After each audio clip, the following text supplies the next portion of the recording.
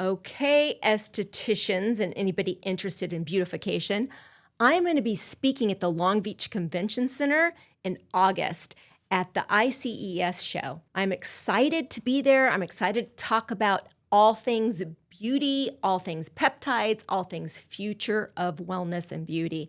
So check it out. Go online, look up the International Congress of Aesthetics and Spa, and I hope to see you there.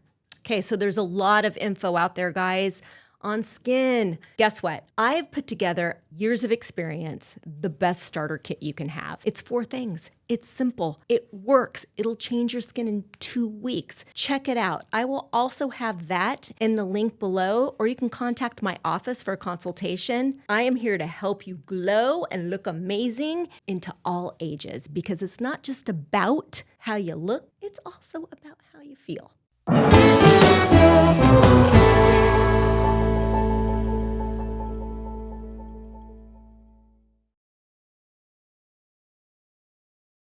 All right, everybody, welcome to the Beauty Outlaw. Today I have a special guest named Sean Ellis. He is a professional leader in his industry, and he's written a book called Hacking Growth. You got it. I got it right, he told me. So what I want to do is introduce Sean in a different way. He's done amazing things. You can find him in the link in our show notes. But he's also worked on his personal growth. And he's changed not only his mindset, his physique, and his wellness and health. And today we're going to talk about that with Sean. We're going to talk about his history behind the growth.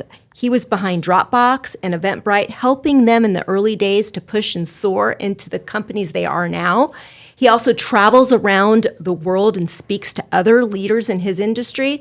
So I want to get behind him and get in his head a little bit about personal growth. And welcome, Sean, to the Beauty Outlaw podcast. And what I'd like you to do today is start with your early days, where you grew up, where you went to school, the whole story. We are interested. Perfect. And then move into your, Where I am now. Where you are now, which is right here on the Beauty Outlaw. We've had some distractions today. Yeah. So I just want to clarify, I'm a little frazzled because we had to stop the show at the beginning because we had some noises outside. So we've restarted and we're starting again. Thank you, Sean, for being here. Of course. And please tell us your story. Sure. So I'll just hit a couple of highlights. So I was born in Australia and moved to the U.S. when I was about 5 years old. Grew up in Orange County in Newport Beach. And so a couple of interesting things. So one, I played football in high school and really struggled to put on weight. Gosh, I wish I had that problem now. And then, but one thing that was pretty interesting that I think affects my health today that has made me more aware is that when I was 18, so right after graduating from high school, I was diagnosed with an autoimmune condition that is called Henoch-Schönlein-Purpura, or at least it was at the time. I think now it's called like vasculitis or something. Mm-hmm. But it was a wake-up call. I mean, and I actually think like in a positive sense. So How old were you? I was 18. 18. I had it for 4 years, so basically all through college. And my mom is a pediatric nurse, and so at the time there wasn't like the internet to go and research these things. So she went to the medical library and got everything she could around it, and she just happened to leave the package sitting out, and I decided, I'll take a look through this package, and I started just kind of reading the stats on it, and it said basically like prognosis is pretty good, but boys, it's not as good as it is for girls. The average age for this autoimmune disease is 2 years old to 8 years old. If you're older than that, your chances drop a lot of surviving. And so I literally started shaking as I read it. And so I did a couple of things. One, I think it made me grow up really fast at 18 and sort of think about what do I want to do with my life? Got to make it count. And then two, fortunately I grew out of the autoimmune condition. So, but for 4 years, I became very in sync with everything I ate, everything I drank, I started to see what would cause the flare-ups. And so, of course, being in college, I wasn't going to stop drinking alcohol altogether, but I started to learn what alcohols I could drink. and not have a flare up. And so turned out like clear alcohols were okay, but so whatever it was. Yeah. But so I think that was like early shaping and made me probably a little more sensitive to my health and also a little more focused than maybe other people would be at that age. Right. And then, I went to school at UC Davis, did a year abroad in Eastern Europe. I was studying international relations and started in 1989, not 1890. Yeah. You're an 80s guy. Yeah. And so that was literally as the wall was just coming down across Eastern Europe. And so the opportunity to go study abroad in Eastern Europe was super exciting for me. And did a year abroad there and just saw like these economies coming out of communism and freedom that they suddenly had. And so I was really excited to move back. So I moved, as soon as I graduated from college, I moved back to Hungary, lived there for 3 years that time, met my wife, and we started an internet company in Hungary with some friends called uproar.com. What year was this? This was 1995. So right at the beginning right of the at internet. Boom. Yeah. And so I invested in 1995 and then joined full-time 1996. And basically my first day on the job, they sent me to New York City and to open up the office there. And as an investor, I was not trying to figure out how do I look good as a marketer. It was much more of how do I actually make sure that we are successful. And so I never studied marketing, but I just really, I was really like kind of experimental, trying to figure out what would work and what wouldn't work. But that company ultimately ended up becoming a top 10 internet company in the world at the time. And so it did end up doing really well. And it sold in 2001 to Vivendi Universal, but I had been promoted. I'm in the benefit of getting in the right industry at the right time. I've been promoted as VP of marketing by like the age of 26, 27, and then president of international operations at the age of 30. Sent back to Europe, did 3 years in Budapest in Europe, and then was running European operations. Unfortunately, the dot-com bust happened at that point, and so we were in pretty good shape because we raised a lot of money and didn't have a chance to waste it. So, so basically, when we sold the business, I helped to start another company about a year later called LogMeIn, and again with that one, I did a little bit more time in Europe. So altogether, I spent 7 years living in Hungary. We had one of our kids there. We had one kid in the U.S. before we moved back there, and but then this company LogMeIn, I opened the U.S. office in Boston, and that company actually did really well. We did a NASDAQ listing, and they just sold maybe 3 years ago for $4 billion. But basically, the main approach that I took was essentially a lot of experimentation and using. You had that freedom back then, right? Yeah. To have that experimental mindset. Yeah, and in a sense, it was kind of like, there was no book on how to grow internet companies at that time, and so you had to figure it out. And I was probably more motivated than most people because I had invested personal money into the companies, and then I when I left that company.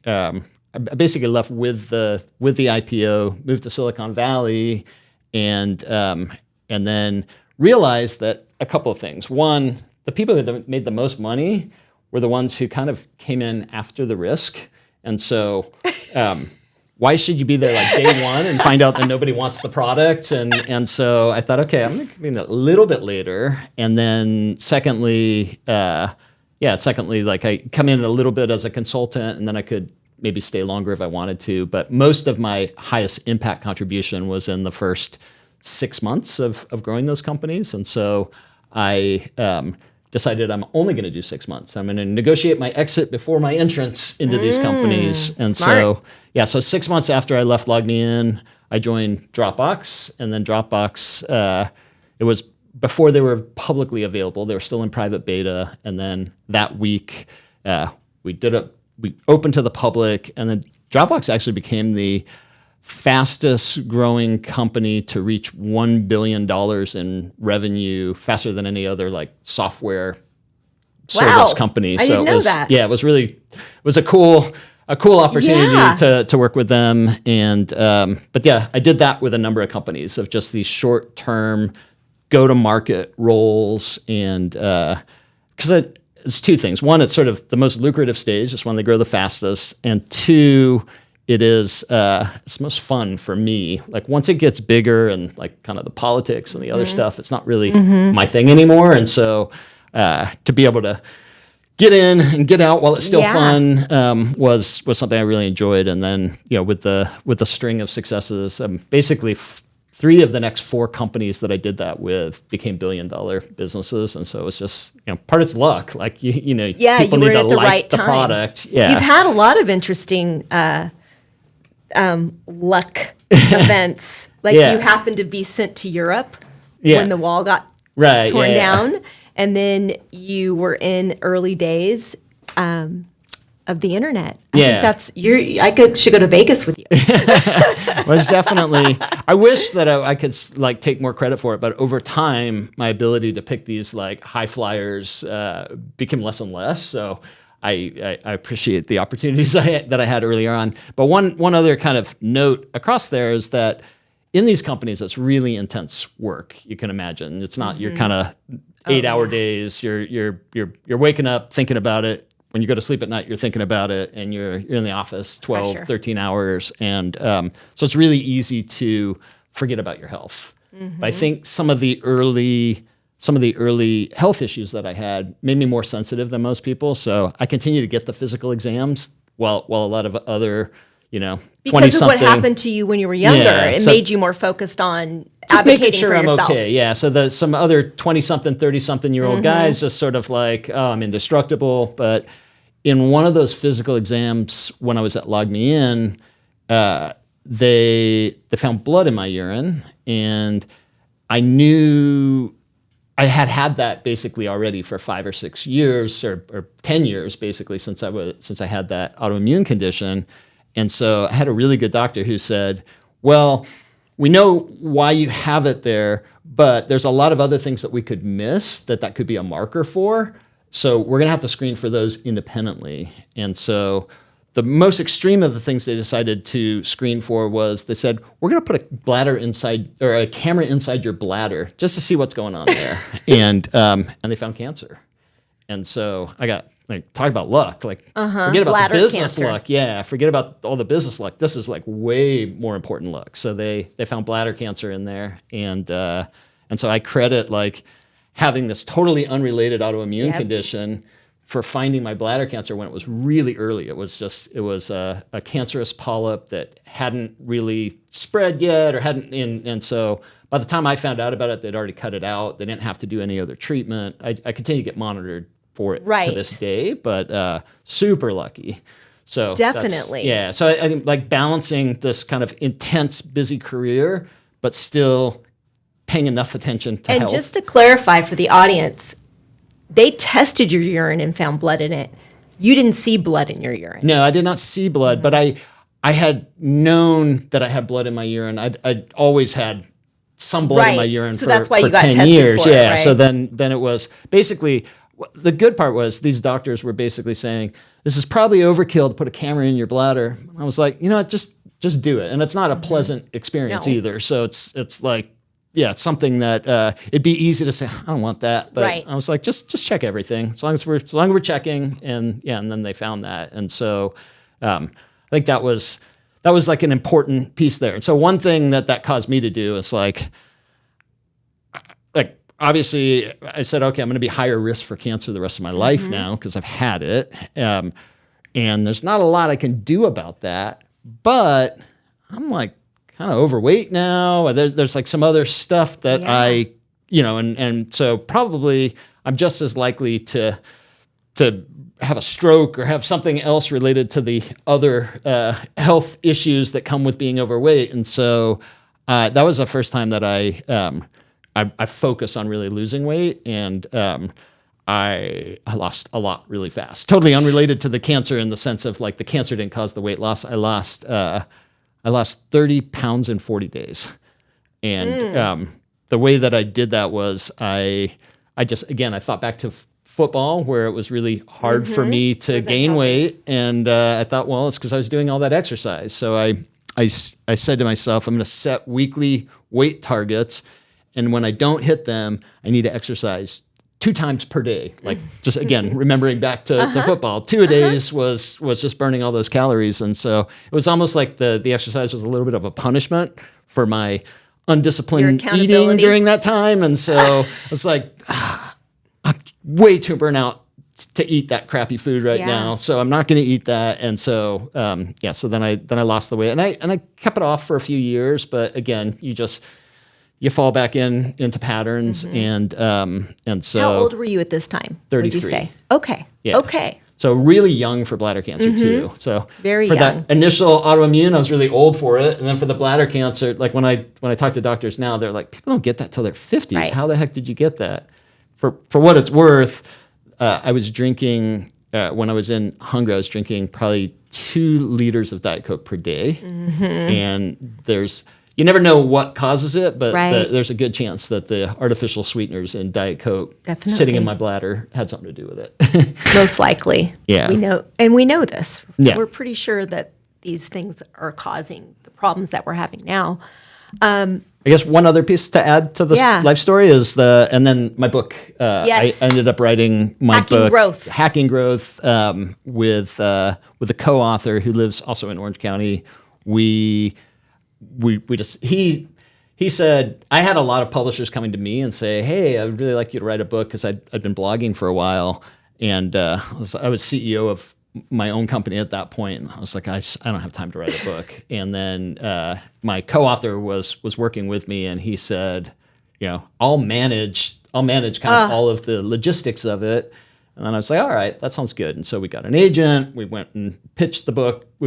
It's really hard to get an agent, surprisingly, because they're like, they don't want to attach themselves to a wagon that's not going anywhere. And so we had a few say no. We finally had one say yes.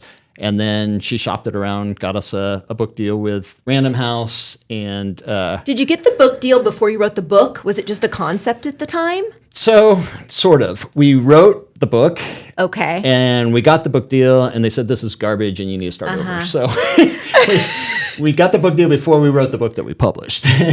And then, I mean, surprisingly, like we brought our own editor to the table. The publisher also brought an editor. So it's a really big kind of group project when you're writing one of these books.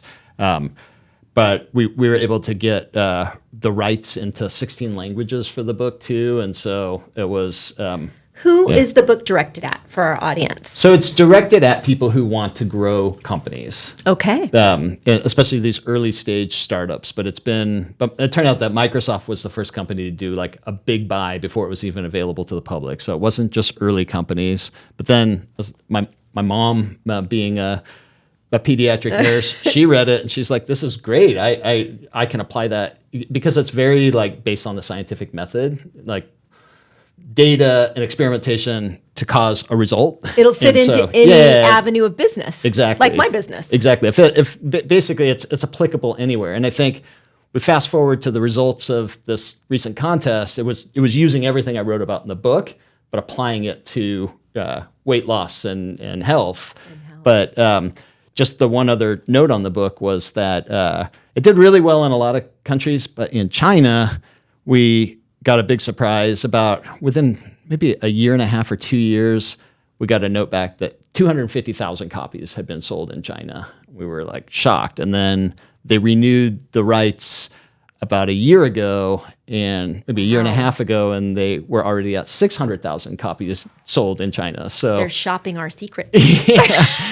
Yeah, I mean, again, scientific method. It's scientific method. You put it out there. Yeah, but even like I met the TikTok team I did a world tour last year and met the TikTok team in Singapore, and they're like, they started TikTok before the book came out, but I had been blogging for a long time before that, and they're like, everything that we did to grow TikTok, we learned from your blog. And so that's super cool. Yeah, it was really cool when I think about the companies I had impact on. None of them were the really big companies, but when I talk to those guys, oh, okay, one of them is. So that was really cool. So yeah, that kind of takes it to present day. So most of what I'm doing today is just touring around the book. I was in Brazil last week and doing present, and that was actually a really interesting one too.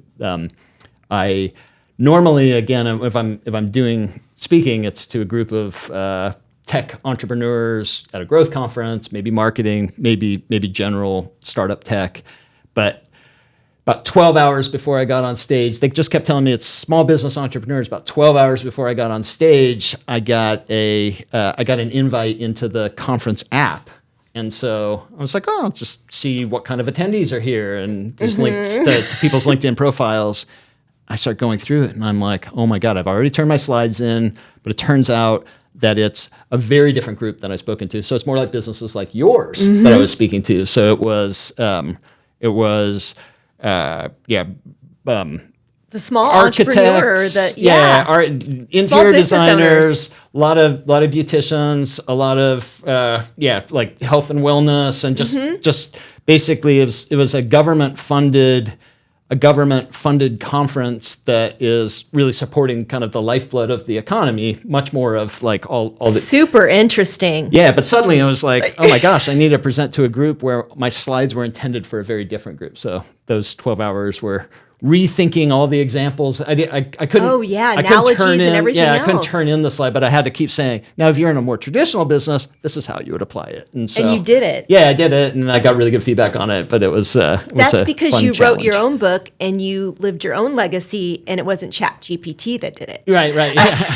You were able to navigate and pivot because of that. And it also is the speaker training that I had teaches you to write slides in a way that you can be really flexible. So because it happens all the time that someone will say, we gave you an hour slot, but you only have 25 minutes. And like if you have a only certain way you can deliver it, then it's gonna be very hard to adjust it. But the way that I have the slides done, they're very light on text, and so it's easy to adjust my presentation based on that.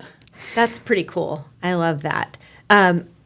Give us a quick, I know in my industry, ChatGPT is kind of, in a way, hijacking it. So the information is all like uniform. It's all the same across every avenue. Right. How do you see that changing in your industry? Is it changing? My favorite red light. You need red light at least 3 times a week, and you need a good one. You want near red light. So if you go to my bio right now, you can go on there and check out Sauna Space. We love them. All right. I want to thank my sponsor, Sauna Space. I sought them out originally, but they turned around and they sponsored this podcast, The Beauty Outlaw, because their product is fabulous. They have incandescent red light that is amazing for your internal glow as well as your physical glow. Helps you sweat. You get in this tent. It's amazing. Or you could just get one of their amazing red lights that you set by your computer. It kind of blocks out that blue light you're getting as well from all of that computer screen you're getting. Go check them out. I love them. If you type in Beauty Outlaw in the coupon code, they will give you an additional 10% off if they're having a sale. Check them out. Love me some Sauna Space. I mean, ChatGPT and just future, AI, is affecting everything. And so I think it comes down to the person using it. There's ways you can get really good value out of it.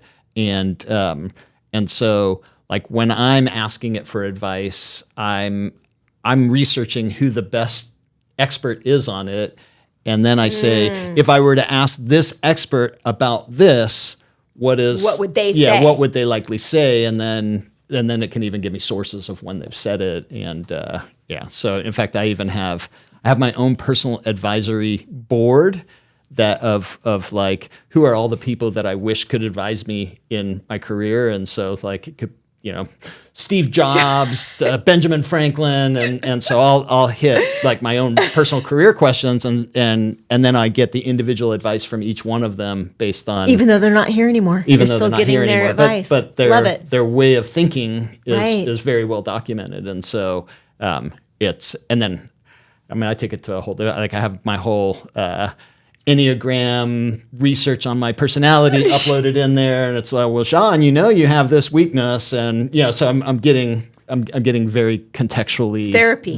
Yeah, for sure. It's a therapy session on ChatGPT. Therapy session, but also just like life guidance. Yeah, insight about yourself. Yeah. It does learn you. Yeah, so for sure. I'm in school right now. I'm back in school, and I use it a lot. And they actually encourage us in writing papers and things to actually, it helps you with sources, identify them quicker, those kinds of things. But it learns the way you speak, the way you talk, and I guess I'm not going to be as afraid of it. I'm just going to embrace it. Yeah, and it's, I mean, you still have to like take it with a grain of salt, but just like you if you were, like when Cora, who's our shared trainer, when she gives me advice, I assume she always knows what she's talking about, but I always go and do my research myself to make sure like it's not just what to do, but why should I be doing it? And so one other piece that I kind of with the health side of things, because of that early autoimmune condition I had, I have to be really careful with my kidneys. There was a little bit of kidney damage that happened with that. And so obviously weight gain and working out and all of that or weight loss and working out often involves lots of protein. And so protein can be really damaging on the kidneys. And so I've kind of tiptoed through a lot of things, and particularly with the supplements, there's so many supplements that could be risky. And so, yes, I'm going to always like take the advice, but I have to do my own research. It's on me if I'm taking something that's creating permanent damage. Supplements are a thing that can be dangerous for one's health. That's why it's really important to advocate for yourself, but also get a provider that can help guide you through your labs and measures, especially someone with a history like you. Yeah. This is a good transition, because what actually was your wake up call?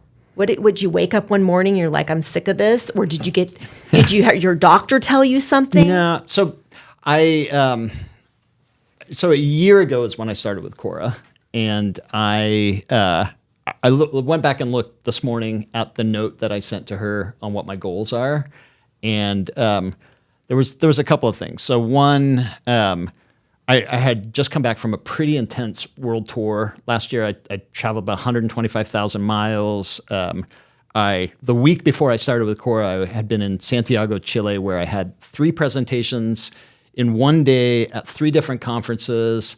I'm jet lagged, and I have to adjust message to the So I go through these like really intense kind of work time where maybe I have like right now I have a pretty light schedule, but then other times it'll be really intense. So just noticing that the energy and focus was not always there for that, and then so that was like one thing. Another thing was like looking at some pictures of me on stage and going like, man, where'd that belly come from? Yeah, who's that guy? Yeah, I mean, definitely ego is a little bit of it. And then probably the biggest thing, though, was kind of it will never be easier the rest of my life to be in really good shape than it is right now. And just kind of like, so whether you call that midlife crisis or just very realistic of just saying like it's easier to maintain good health than it is to get good health, and so I guess you made the decision. Yeah, it was just like I want to do it now. Yeah, and actually, 50 is truly used to be too late. Yeah, and it still has its down or uphill scenario to it. Yeah, I'm 54, so it's like and then part of it, though, is that I was very active still. Like I play soccer usually on Saturdays and Sundays. I surf. So I had fairly good kind of like just health stamina. You were moving your body. But I was definitely carrying more fat than I wanted to. And I have the kind of fat that doesn't usually sit in your belly. It's more like, I call it like around your organs, like a fat suit that I'm wearing. And so it was easy to kind of lie to myself. But when it starts to show up in my belly, that means that I got a lot of fat. And so those were a couple of those on stage, starting to see some belly on there where it was like, okay, I gotta do something. I got to do something about this. Yeah. So you decided, did you decide, did you get your labs done? Did you see a doctor? I didn't Did you do go straight anything to at that fitness point. No, changes. I have a house in Laguna that is like 2 blocks from Cora. That's Cora. how you found her. Yeah. Okay, because Cora's in a little hub. Yeah, that's I've been very- walking past her picture in the window on the magazine cover for a long time, and funny enough, like I kind of poke my head in there, and she's doing a private session with someone, and she kind of because she's so sweet, like we're super close, but she's a little intimidating, and she's like, first like, hey. You're tracking dirt on my floor. And then 2, like, we're busy. There's some information out there. I was like, I'm looking for a gym. And so it would have been really easy to just kind of go like, she's not very nice. And but I was just like, you pursued. Yeah. And then, as I said, now she's like, I'm super close with Cora. And, but she's a little intimidating initially. She's very intimidating. She can be very intimidating, but she's full of love. Yeah. And sure. she wants the goals that you want for yourself and beyond. Yeah. And I wasn't sure like if I'd just do it for, 2 or 3 months or, just get myself in shape. And then I think that was probably what I had mentally was like, oh, I'll do that. I'll kind of kickstart the process and then I'll do a gym on my own. And I don't know. And I was even like kind of documenting the exercise regimes that she was putting me through so that I could do that on my own. And, but yeah, it's just like because I still travel a lot, I do find myself slip every time I travel, even though I make sure I get a hotel with a good gym. And so I just know her pushing me.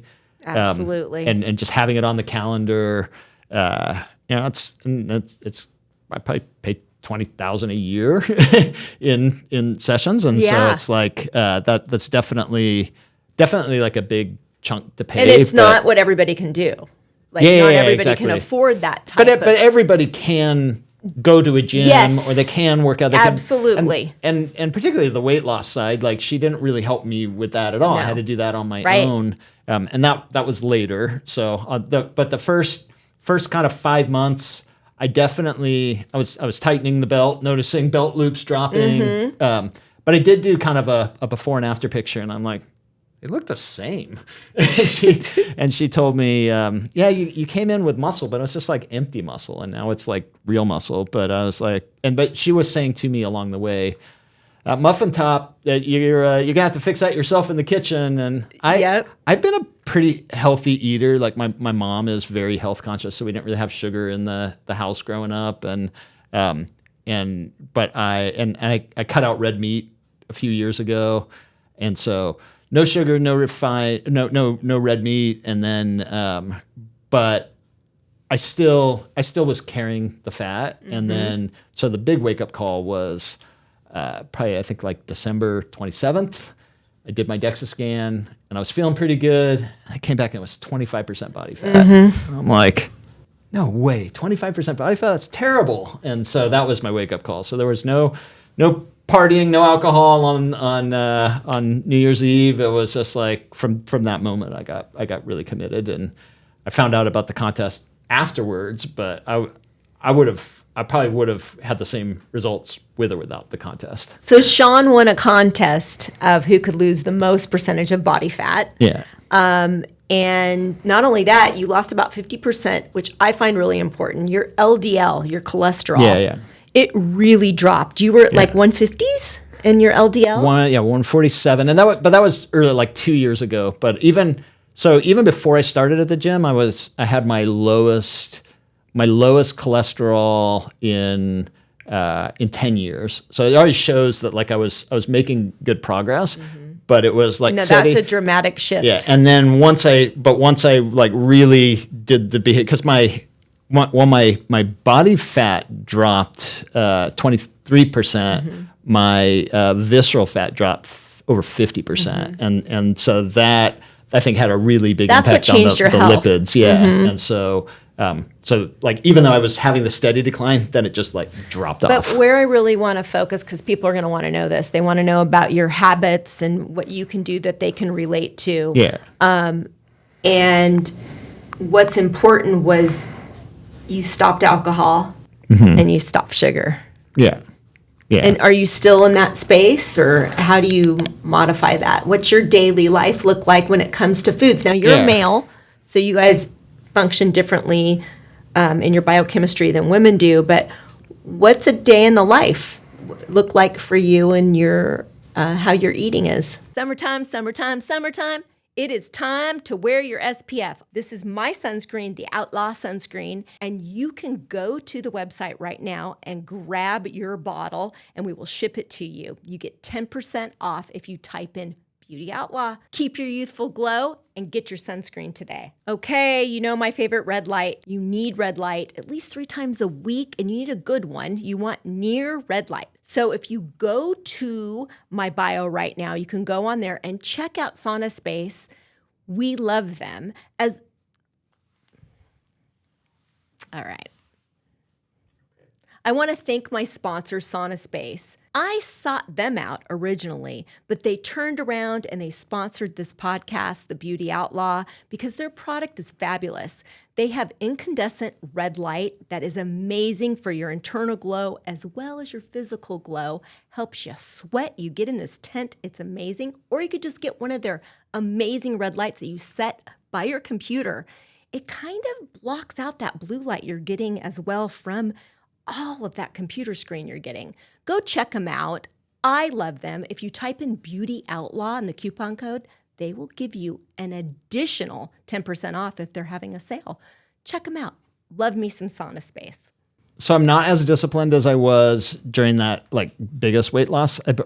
So I'll contrast it a little bit. So during the biggest weight loss, I approached it the way I approach my work, which is all about using data and experimentation to figure out what works. And so I basically, it came down to calories.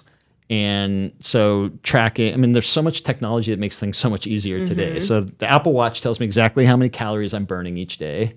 And my goal was to typically burn about 3,000 calories per day. Sometimes I get up to 4,000 calories burned in a day, and then to consume about 2,000 calories a day.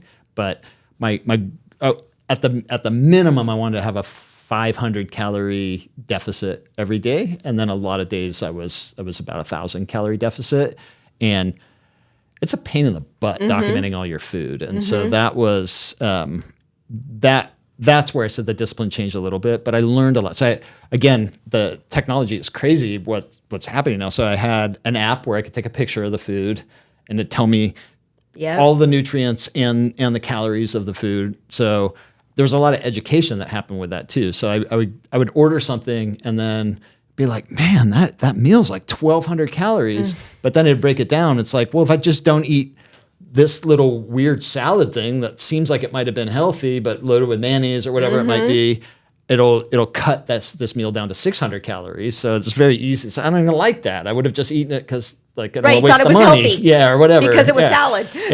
And so so I think there was a lot of education that happened there. So I'm not documenting my calories quite as much now, but I learned the eating habits that told me that now I'm fairly aware on it. Like I even today, I said to my wife as I was getting ready this morning, I'm like, oh, gotta poke a new hole in the belt because it's not so I'm still continuing to lose weight. But I think one of the challenges even before I was tracking the calorie side of things is it's easy to lie to yourself. And so, okay, my weight on the scale hasn't changed that much, but I put on a bunch of muscle, and muscle weighs more than fat. And so I've probably lost a lot of fat. And I probably did because I was tightening my belt a lot in those first 5 or 6 months. But the calories were definitely the biggest piece. And then the other side was figuring out what my lean body mass was and making sure that I had enough protein, the 1 gram of protein per lean body mass pound. How is this discipline and gaining the muscle, losing that visceral fat and all that toxicity in your fat cells that it's gone now? Yeah. How has that changed your sleep? Do you sleep better now? Yeah, I do actually. Are you disciplined with the time you go to bed? And I try to when be. you wake Yeah, I mean, for me, like I really try to get 8 hours of sleep a night. Like if I can get more, great. But I had probably 3 or 4 nights in a row a couple days ago that where I was like 7 hours. But I know if I'm less than 6, I'm not going to function very well that day.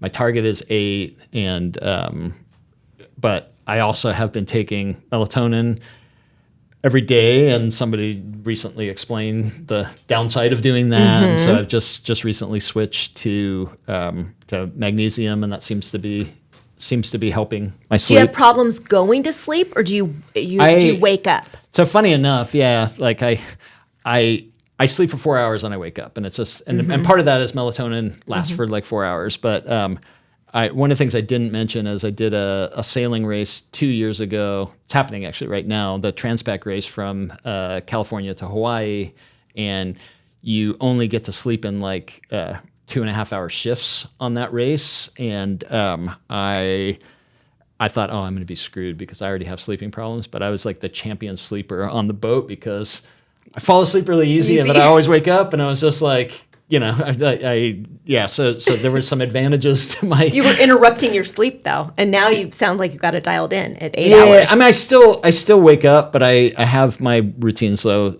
like I have always a book next to the bed that's fairly boring. And so you limit your screen time right before you go to bed. Yeah, I don't. I'm not really on screens before I go. So I'm basically just reading my Kindle. And I don't think Kindle has blue light, but it has like the backlight to it still. But it's less disturbing than turning on the light and waking up. And are you a morning? Do you like to get your workout in the morning? Whenever it's scheduled with Cora. So okay, so you work around that. Yeah. So so like that's my. I do 3 days a week with her, but then I try to do. I've again the kind of trial and error with everything. I found that a fast yoga session and meditation each morning makes me way more productive. So I basically, when I start my work day, I start with about 15 minutes of yoga and 5 minutes of meditation, and then if you could give advice to those guys and those gals that are living the life that you kind of used to live, where you traveled a lot and you tried to stay focused on your health, but it was hard, what advice would you give those people? So the sugar I cut out a long time ago already. Like the thing I learned was with my travel, if I ate sugar, I gained weight. If I didn't eat sugar, I lost weight. And the reason being is that travel, you would think like with jet lag and stuff, it would actually cause you to gain weight, but it basically threw off my eating schedule so much that I wasn't hungry at the right time, so I actually ate less unless I ate sugar. And then the sugar would give me kind of a sugar rush that because I'm feeling like I'm tired, I'm hungry, whatever it is, and then the sugar would kind of make me feel better for a minute, but then drop me lower, and then I'd need comfort food with that, and so I'd kind of already figured that piece out, so cutting out sugar, especially for travel, is really important. And then alcohol, like I'm not completely not drinking alcohol now, but I drink a lot of like Athletic Light, which is non-alcoholic beer, 25 calories a can. Like kind of gives me the feeling like I'm having yeah. And it's almost kind of fun. Like I met some guys who I play soccer with and ordered a non-alcoholic beer, and what are you doing? But they're like half my age, and they can treat themselves like garbage. But it was like, like the reason I can play with you guys is because I drink non-alcoholic beer. So but like every few months, like I'll have a night where I have some beers and just have some fun with friends. But it's I think the biggest part with alcohol, especially like during the pandemic, is like when it turns into like a nightly, I need a beer to unwind, or I need two to unwind. Like that's just like consistent toxins you're putting in your body that I want to avoid. Yeah. And so and then it's kind of more fun if I can, have and for me, if I'm having a night out, it's like, 3 or 4 beers. It's not like I'm getting crazy or something. Well, you have a lot to live for. You have children, right? And you probably want to be healthy and strong into your 70s and 80s. Yeah. And then the other piece that we haven't touched on is like the mental aging side of things. My father has dementia, and kind of tied in with all of this, and particularly with the sugar side, going to the neurologist with my dad, and he did not want to get checked for a long time because he thought they were going to take away his driver's license. And we researched, we found one of the best doctors for Alzheimer's, and the doctor said, gosh, if we had treated him earlier, he'd probably be pretty close to normal right now, but he waited too long. And so I was like, well, like at what age would you want to be treating him? And they said like in his 50s. Well, now that I'm on his dime, what would you have done to him in his 50s? And so a lot of it's like supplements and cut out the sugar, get the daily exercise, all the things I'm doing now. Yes, all the things you're doing. And but probably the only thing I wouldn't have done is like the sugar piece. It's just one more reason not to have the sugar. But the supplements, and most of the important supplements are around like anti-inflammatory kind of supplements. But that terrifies me more than any of the other health stuff is to lose my mind. So yeah, absolutely. And you're doing all the things to do that. I love that you got super fit in your 50s. And a lot of that's the story behind your experiences in life. Yeah. And that's what really molds us, right? As our youth. Yeah. What happened to you when you were 18. Yeah. And it was vasculitis, right? That you were diagnosed with? Yeah. I mean, there was another name for it. Yeah, they called it Henoch-Schönlein purpura Yes. at that time, but I think vasculitis is the current name for it, yeah. And you've had some amazing, really amazing things happen to you in your life. Yeah. And now you're able to focus on yourself a little bit and your health. We see it through our parents' eyes. I have the same issue.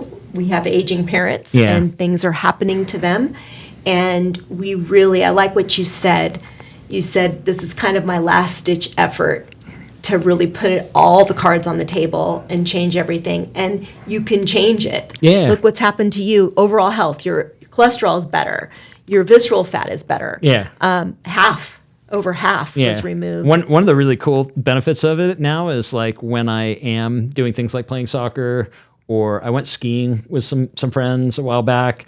I did a surf thing with some other friends my age. Like all of them are like, very quickly saying, okay, that's enough. And I'm just like, huffing and puffing. Yeah. I'm like, we actually hired some like private instructors because the rest of the guys didn't really serve as a business group I was with. But then I had these guys giving me tips for the whole 2 hours we had booked. And even, a year ago, I would have been tired after 20 or 30 minutes. Yeah. But like for the full 2 hours, I didn't need a break. And it's really cool when suddenly like age is just a number. If you take care of yourself, there's nothing you really can't do. Yep. I love this conversation, and I'm so glad that you're here, Sean. I'm glad that we met through our trainer, Cora. Yeah. And I love your story. And you can find out more. Where can they find you? And they can buy your book on Amazon, right? Yeah, Amazon. My SeanEllis.me is the website where I kind of have all my book, my classes, my other stuff. So yeah. Well, you're very motivational. Oh, thank you. Thank you so much for being here. And at the end of the Beauty Outlaw, we always do a toast. Okay, so this will be one of the few alcohol moments. This is definitely one of those few moments. So we are going to toast, and I want to thank you very much for being here. And now we've become friends. Yeah. And we actually will work out together in the future. Absolutely. We had our first workout on Friday. We did. So that was cool. So cheers. Thank you. Thank you for being on the Beauty Outlaw. And check Sean out. And hopefully this motivated all of you out there to stay fit in your 50s, because it's possible. Sean showed us. Or even get fit in your 50s. Or get fit in your 50s. That's really what it's about. So it's about feeling great inside, physically, and keeping your mind sharp. Absolutely. So Anyways, thank you for joining us on the Beauty Outlaw. Cheers.